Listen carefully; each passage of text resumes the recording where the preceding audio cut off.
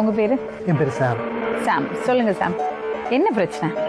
பிரச்சனை இது ஜெகப்பட்டதான மனுஷனே இந்த கொண்டு வந்ததே நான் தான், இவங்களுக்கு இன்ட்ரடியூஸ் பண்ணதே நான் தான். உங்களுக்கு எப்படி உங்களை பழக்கம்? எனக்கு நாங்கள் ஒரு சர்ச்சில் மெம்பராக இருந்தோம்.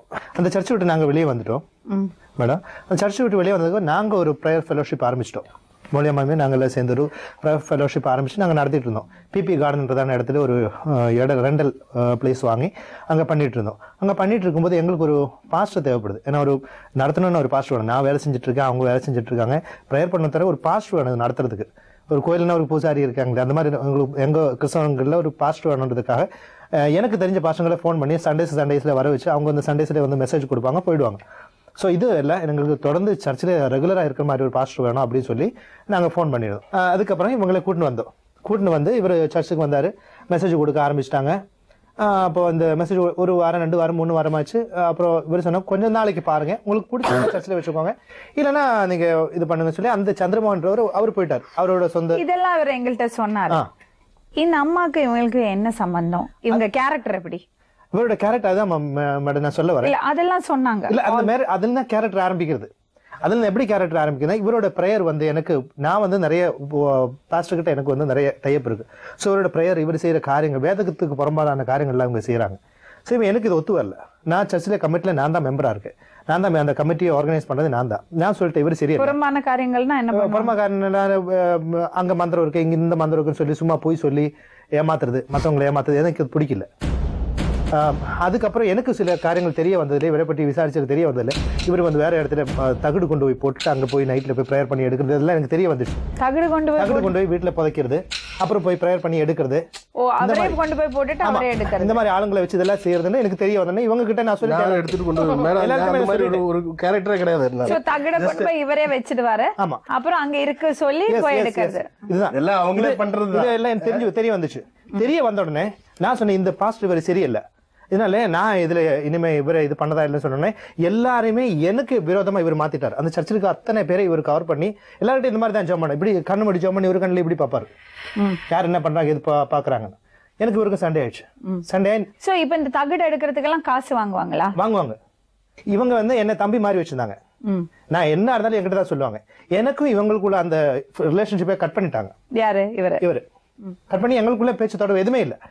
அதுக்கப்புறம் ரொம்ப வருஷத்துக்கு அப்புறம் இவங்களை நான் மறுபடியும் பார்த்து பேச ஆரம்பிச்சோம். அதுக்கப்புறம் என்ன ஒரு வாட்டி கூப்பிட்டாங்க, ஒரு சண்டேஸ்ல என்ன கூப்பிட்டாங்க. அதுல இருந்தா நான் மெயினான இவரோட தப்பு நான் பார்த்தேன். அந்த சண்டேஸ்ல நான் கூப்பிட்டு நான் போனேன். போய் அங்க இருந்துட்டு சண்டேஸ்ல ஈவினிங் உங்களுக்கு சரியான ஒரு இவங்க 2 பேரும் ஒன்னா இருந்தாங்க. அந்த பிரேயருக்கு சரியான இடம் இல்லை. அப்போ வேற ஒரு பாஸ்டர் கிட்ட கேட்டு அந்த இடத்தை வாங்கி சாயந்தரம் இவங்க பிரேயர் நடத்துறாங்க. சோ அந்த வர்ஷிப் பண்ற டைம்ல அந்த பேய்ங்க அலக்கழிக்க ஆரம்பிச்சாங்க. அந்த இவில் ஸ்பிரிட் அந்த இவங்களுக்குள்ள இருக்க அந்த அலக்கழிக்க ஆரம்பிச்சாங்க. அலக்கழிக்கும் போது ஒரு லேடி அலக்கழிச்சு கீழே விழுந்தாங்க. எனக்கு அது சொல்றது கொஞ்சம் கஷ்டமா இருக்கு. இவங்க எல்லாமே இருக்கிறதுனால கொஞ்சம் கஷ்டமா இருக்கு. நான் பேசலாமா? ஓபனா பேசலாமா? பேசுங்க, நோ ப்ராப்ளம். அலக்கழிச்சு அந்த லேடி கீழே விழுந்தாங்க. அவங்க ஹஸ்பண்ட் எல்லாம் அங்க நின்று இருக்காங்க. அவங்களுக்குள்ள அந்த ஸ்பிரிட் இருக்கு. இவர் என் கண்ணு முன்னாடி நான் ஜீசஸ்க்கு நான் ஊழியம் செஞ்சுட்டு வேலை செஞ்சுட்டு ஊழியம் செஞ்சுட்டு இருக்கேன். தேவனுக்கு உண்மையா இருக்கணும் நான் வாஞ்சிக்கிறேன். தேவன் தான் ரோல் மாடல், எனக்கு மனுஷன் இல்ல ரோல் மாடல், தேவன் தான் ரோல் மாடல். இவரு அந்த லேடியோட கை வச்சு கையில பிரஸ் பண்ணது என் கண்ணால என்ன பார்த்தேன். அது பார்த்துட்டு நான் வீட்டுக்கு வந்துட்டு என் மனைவி கிட்ட கூட நான் சொல்லல. என் மனைவி என்ன திட்டுவாங்க, நீ ஏன் அங்க போனேன்னு.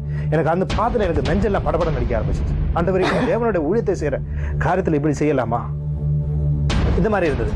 ஸோ இவர் வந்து இதெல்லாம் பண்றது என்னோட கண்ணால நான் பார்த்துட்டு, இந்த ஹாண்ட்ஸ் போடுறது, தண்ணி அடிக்கிறது என் கண்ணு முன்னாடியே பார்த்துட்டு. ஒரு லேப்டாப் ஒன்று வச்சிருந்தாங்க அந்த இப்போ அந்த திருமலவாயில் இருந்த வீட்டில். அந்த லேப்டாப்ல இவரோட ஃப்ரெண்ட்ஸ் கொஞ்சம் பேர் இருக்காங்க அங்கே இருக்கிற லோக்கல் ஆளுங்க.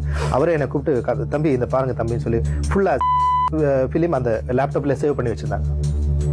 தியேட்டரில் அதுதான் மேடம் பாக்குறது. ரொம்ப உள்ள படங்களை வச்சுதான் இவன் பாக்குறது. இவங்க எதுக்கு அப்படி எப்படி அவன் ரோடு இருந்தீங்க? அப்புறம் நீங்க இல்ல இவங்களை எப்படி மிரட்டி வச்சிருந்தாங்கன்னா என்ன இவங்க சொல்றாங்க, என்ன மேட்டர்னா நான் உள்ள வந்து கொலை பண்ணிடுவேன், எனக்கு ஒரு குழந்தை இருக்கு, மனைவி இருக்கு, ஆளுங்க இருக்கு, ரவுடிகள் இருக்கு, நிறைய பேர் ரவுடி ஆளுங்க நிறைய பேர் கொலை பண்ண சொல்லி மிரட்டி வச்சிருந்தாங்க. மிரட்டி வச்சிருந்தாங்க.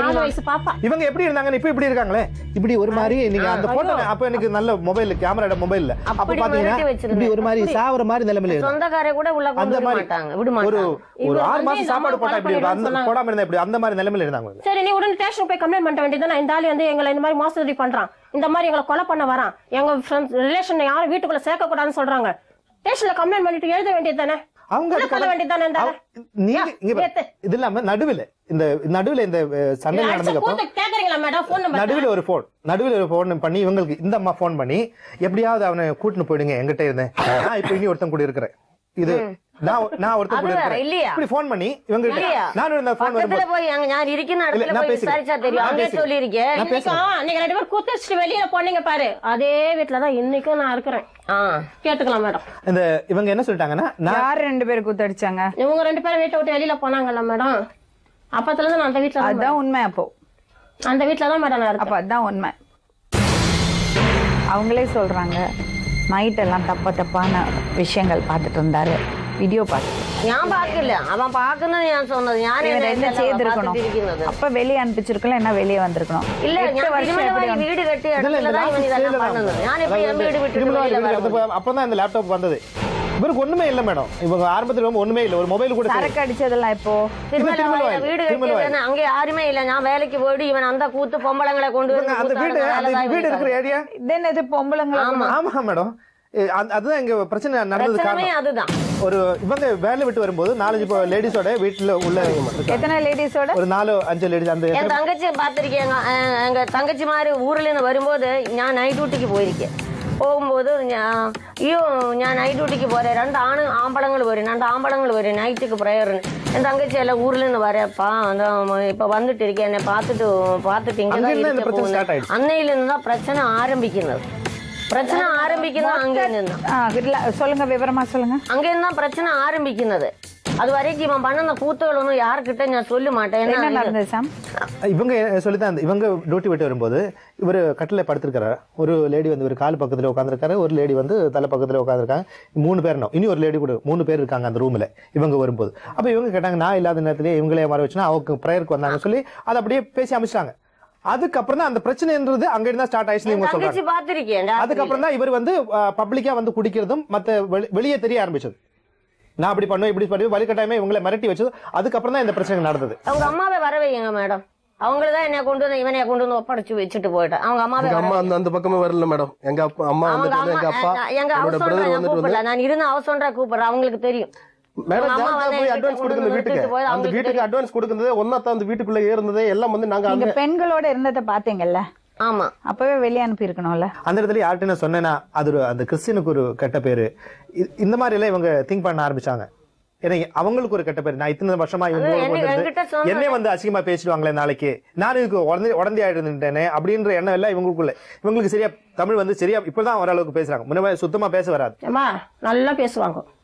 எங்கிட்ட நீங்க பேசாதீங்க, எனக்கு உங்களுக்கு பேசுறேன். நான் மேடம் கிட்ட பேசிட்டு இருக்கேன். நீங்க யாருன்னு எனக்கு தெரியாது, நான் யாருன்னு தெரியாது, நீ யாரு பேசிட்டு இருக்கேன். ஏன்னா உங்ககிட்ட பேசுறதுக்கு நல்லா இருக்காது.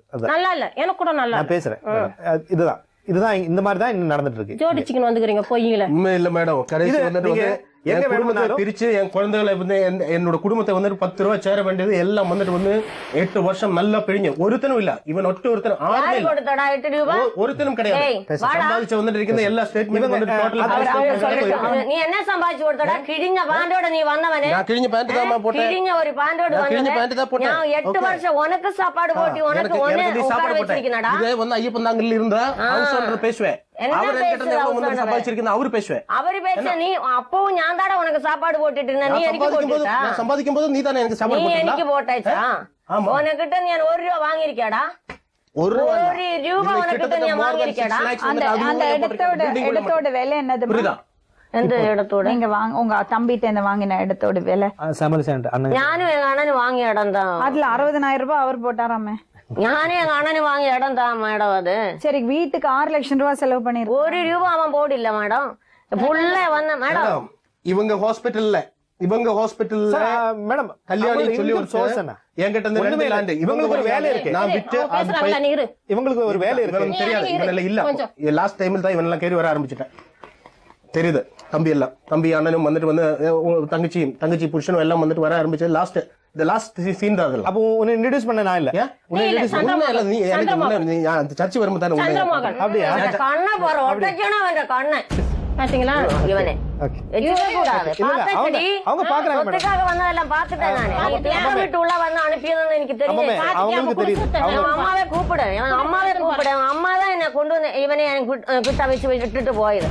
கடைசி வரை ஊழியம் பண்ணிக்கோ, எங்களுக்கு எந்த பிரச்சனையும் இல்ல, கடைசி வரை ஊழியம் பண்ணிக்கோன்னு சொல்லிட்டேன். அம்மாவை கூப்பிடு. கடவுள் பேர்ல ஒரு ஊழியம் பண்ணிட்டு இருக்காங்க. அதுக்கு உதவியா இருப்பாருன்னு தான் அவங்க இடம் கொடுத்திருக்காங்க. அதை தவிர இவங்க என்ன தப்பு பண்ணாங்க? அதுக்கு குடும்பத்தை பிரிச்சு கொண்டு போக கூடாதுல்ல மேடம். உங்களுக்குள்ள கன்ஃபியூஷன், மிஸ் அண்டர்ஸ்டாண்டிங் கிரியேட் பண்ணிட்டாங்க. ஊழியம் பண்ணட்டும் மேடம். ஊழியம் பண்ணும்போது ஒரு குடும்பத்துல இருக்கிற ஆம்பளைய பிரிச்சு கூட்டிட்டு போக கூடாது இல்லையா? அதுக்கு ஆதாரம் வேணுங்களா? கொடுக்கட்டுமா? இவங்க உங்கள்ட்ட இருந்து பிரிச்சுட்டாங்களா? ஆமா மேடம். அதனாலதான் மேடம் எங்க ரெண்டு பேரும் நாங்க பிரிஞ்சது காரணமே வேற. அதெல்லாம் இவங்க 2 பேருக்குள்ள தப்பான உறவு இருக்கு. இல்ல 12:30 மணிக்கு ஒருத்தன் கொண்டு வந்து அடிச்சு பிளட்டோட வந்தது. அந்த பாஸ்டர் வந்துட்டு பொய்யான காரியம். ஏமா பாஸ்டர் வந்துட்டு மேடம் நான் நீ கூட வந்து முதல்ல அந்த போயிட்டு மாதிரி வீடு சந்தேகம் எல்லாம் இல்ல. அதெல்லாம் இல்ல. அப்புறம் அவ வந்து கூட்டிட்டு போகலையா? வீடு எடுക്കുന്ന வந்து ഞാൻ கூட்டிட்டு போயது வந்து ஒரு நாள் கூட ഞാൻ அங்க போய் படுத்தது இல்ல. நான் இவங்க வாழ்க்கையில எல்லாமே சின்ன வயசுல அது எங்ககிட்ட பழகும்போது நான் ஒரு சர்ச் எடுக்கணும், ஒரு வயசானவங்களை எல்லாம் ஆதரிக்கணும், அதுக்காக எனக்கு ஒரு இடம் வேணும், இதுக்காக தான் நாங்க ப்ரே பண்ணிட்டு இருந்தோம். இந்த பிரேயர்ல எப்பவுமே அதுக்காக ஒரு இடமா அமைஞ்சிச்சு. அவங்க அண்ணனே அவங்க இடம் கொடுத்துறாங்க. அந்த இடத்துல இவங்க கஷ்டப்பட்டு இவங்களோட அந்த காசுல அந்த இங்கம் பார்த்தாலே தெரியும், இவங்களோட கஷ்டப்பட்டு அந்த காசுல அது கட்டிட்டாங்க. நான் பேசுறேன் மாமே, கட்டிட்டு இந்த இடத்துல இவர் சரி நல்லாதான் இருந்தாங்க. திடீர்னு இந்த மாதிரி ஒரு பிரச்சனை பண்ணி இவருக்கு சொத்து வேணும் அப்படி சொல்லி அதுதான் பிரச்சனை. இவங்க 2 பேருக்குள்ள பிரச்சனை வந்ததுக்கு காரணம் இவர் தப்பான வழியில போக ஆரம்பிச்சோன்னு. அது இவங்களுக்கு தெரியும். தப்பான வழியில போக ஆரம்பிச்சோம். கையெழுத்து போடு. என்ன கையெழுத்து போடு? இந்த இதுல உன்னுடைய ஒரு கையெழுத்து போதும் போடன்னு சொல்லி இனி ஒரு இது ஸ்டிக்கர் அதை வச்சு நான் ஊட்டி முடிச்சு போகும்போது என்னை இடிக்க வந்தேன். நான் அலறி வெளியில வந்துதான் என் தங்கச்சி வீட்டுக்கார தங்கச்சி போன் பண்ணி தான் ராத்திரி 1:30 மணிக்கு என் வீடு விட்டு வெளியே போனேன். என் வீட்டு 3 வாட்டி கூப்பிட வேண்டியது. 1 2 அல்ல 3 வாட்டி. எதுல கையெழுத்து போட? பத்திரத்துல கையெழுத்து போடணும்னு சொல்லி ஒரு பேப்பர் கொண்டு வந்துட்டு இதுல கையெழுத்து யாருமே இல்லன்றது மட்டும் தான் இருக்கேன். இவங்க செத்துட்டேன்னா அந்த ப்ராப்பர்ட்டி அவருக்கு. இதுக்காடி நான் வந்தேன். ஆண்டோட பேரை சொன்னாதான் உன்னை ஏமாத்த முடியும். விட்டமா என்னோட பேசணும் அன்னைக்கு. இதுக்காக தாடி வந்தேன். அப்படி அதுக்காக தான் வந்தாருன்னா இவர் எதுக்கு பொண்டாட்டிய பிரிஞ்சு பசங்களை பிரிஞ்சு 10 வருஷம் இருக்கு? அதுக்காக தான் வந்தேன். இப்பதானே பொண்டாட்டி வந்தது. இந்த சண்டையில் நடந்ததுக்கு அப்புறம் நாங்க நடுவில் போனோம், அந்த பேச்சுவார்த்தைக்காக போனோம். அப்போ இவங்களுக்கு சண்டை ஆச்சு மறுபடியும் பேச்சுவார்த்தையில. அப்போ இவர் அங்க ஒரு வார்த்தை சொன்னாரு, உன்னை பற்றி நான் எல்லாம் விசாரிச்சுட்டு எல்லா இடத்துலயும் விசாரிச்சுட்டு தான் எல்லாமே நான் இது பண்ணது, எல்லாரும் உங்கள்கிட்ட பிரிச்சது எல்லாம் நான் வேணும் தாண்டி செஞ்சது. பொண்டாட்டி வந்து இப்ப அந்த வீடுக்கு சொத்துக்கு தானே கொண்டு வந்திருக்கிறது. நீ எங்க வேணா போய் பேசிக்கோ. இங்க பாருங்க மேடம், போல பாரு கைய புடிச்சு அதே மாதிரி இன்னும் எனக்கு சொத்து வேண்டாம் மேடம். இனி ஒரு குடும்பத்தை இது வந்து குடும்பத்தை கலைக்க கூடாது மேடம். வீட்டுக்குள்ள இருந்துட்டு கல்யாணம் போட்டு அடக்கம் கொண்டுட்டு போய்ட்டா மேடம். நீங்க விசாரிங்க மேடம். என்னோட குடும்ப வாழ்க்கை, என்னோட ஃபேமிலி லைஃப் எல்லாம் வந்துட்டு வந்து என்னோட சந்தோஷம், நான் உழைச்ச என்னோட சொத்து, என்னோட சம்பாத்தியம் எல்லாம் நீ வந்து ஒருத்தரும் இல்ல. இன்னைக்கு நீனோட குடி இருக்குன்னா ஒருத்தரும் இல்ல. என்ன ஒருத்தரும் இல்ல. அத்தனை தெரியும். என்ன தெரியும், என்ன உன்ன தெரியும் இடத்துல என்ன தெரியாத யாருமே இல்ல. இல்ல எதுக்கு வந்துட்டு குடிகாரன் மோசக்காரன் பொம்பளை பொறுக்கி எல்லாம் தானே. ஐயோ இவனையா வச்சு நீ ஊழியம் நடத்துதானே. அழிக்க கூடாது. ஒரு நிமிஷம் அவர் குடும்பத்தை பிரிக்க கூடாது. நான் என்னோட கோரிக்கை என்னன்னா, இனி எனக்கு சொத்து மூலியமா என்ன எப்படின்றது அநேகருக்கு உதவி செய்யக்கூடிய, அநேகருக்கு பெயர்ல தாங்கக்கூடிய இப்படி ஒரு நல்ல ஒரு பரிசுத்தமான ஒரு லேடியே இந்த மாதிரி ஒரு களங்கம் பண்ணிட்டேன். இவ்வளவு நேரம் உங்கள்ட்ட கேட்டுட்டு இருந்ததுக்கு காரணம் என்ன தெரியுமா? என்ன ஆக்சுவலி நடந்திருக்கு? இப்ப நீங்க ஊழியம் சொல்றீங்க, ஆனா அது நடத்துறதுக்கு உள்ள பின்னாடி இருக்கிறது உங்களோட லைஃபே, உங்க லைஃபே நீங்க மேனேஜ் பண்ணிக்கல. இருக்காது. ரோல் மாடல்ஸா இருக்கிறவங்க தான் அந்த ஊழியம் பண்ண முடியும். கண்டிப்பா. ஏன்னா மத்தவங்க பப்ளிக்கு பொதுமக்களுக்கு வந்து உங்களை பார்த்து கத்துக்கணும். நான் தம் அடிக்க கூட ஒருத்தர் சொன்னா நான் தம் அடிக்காம எந்த மதமானா இருந்தாலும் சரி, ஹிந்துவிசமா இருந்தாலும் சரி, புத்திசமா இருந்தாலும் சரி, கிறிஸ்டியானிட்டியா இருந்தாலும் சரி, ஊழியம் பண்றது கடவுள் பேர்ல வந்து நம்ம வந்து ஊர் மக்களை ஏமாத்தக்கூடாது. ஏமாத்தல்னு நான் வாயால சொல்லல. ஏமாத்தது மட்டும் இல்ல, ஒரு நம்பிக்கைக்கே ஒரு துரோகம் பண்ணக்கூடாது. கரெக்ட். அவங்க வச்சிருக்கிற நம்பிக்கை இப்ப எல்லாரோட சைட்லயும் தப்பு இருக்கு, அதுல டவுட்டே கிடையாது. இப்ப உங்களுக்கு இருக்கிறது ஒரே பிரச்சனை அந்த சொத்து தான்.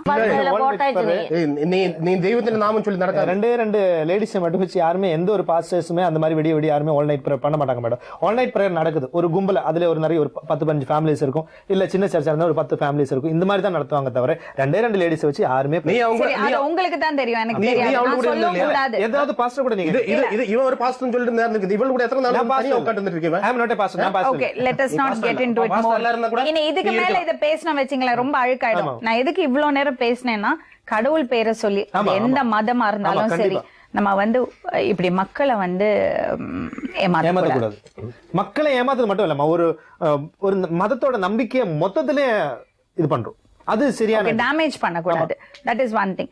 செகண்ட் திங், நீங்க வந்து சிவில் கோர்ட்ல போட்டு அந்த வழக்கு என்னமோ அதுக்கு என்ன பண்ணமோ அது நீங்க பண்ணீங்க. சோ இவருக்கு ஒரு சுயநலம் இருந்திருக்கு. இங்க போய் இருந்தா லைஃப்ல செட்டில் ஆகலாம்னு அவர் நினைச்சிருக்காரு. நமக்கு ஒரு ஆள் ஆச்சு, நம்ம கூட இருப்பாரு, ஒரு துணை ஆச்சுன்னு, அது நான் தப்பா சொல்லல, அப்படி அவங்களும் நினைச்சிருக்காங்க. ஆனா எங்கேயோ ஒரு வார்த்தை அடிபட்டுது, என்ன கல்யாணம் பண்ணிக்கிறேன்னு சொன்னாருன்னு ஒரு வார்த்தை அடிபட்டுது. அது ரொம்ப தப்பான விஷயம். ஒரு அரேஞ்ச்மெண்ட், அந்த அரேஞ்ச்மெண்ட் உடஞ்சிடுச்சு, ஒருத்தருக்கு மிஸ் அண்டர்ஸ்டாண்டிங் வந்துடுது. ஒரு வாட்டி மிஸ் அண்டர்ஸ்டாண்டிங் வந்தாச்சுன்னா அப்புறம் அழுக்க எடுத்து அந்த பக்கம் இந்த பக்கம் வீசிக்கிறது தான். தயவு செஞ்சு மதத்தோடு பேர்ல மத்தவங்களை ஏமாத்தாதீங்க. நம்ம ஏமாறக்கூடாது, எந்த மதமா இருந்தாலும் சரி. மதத்தோடு பேர்ல மூடத்தனமா, கண்மூடத்தனமா நம்ம வந்து ஒரு விஷயத்துல ஈடுபடக்கூடாது.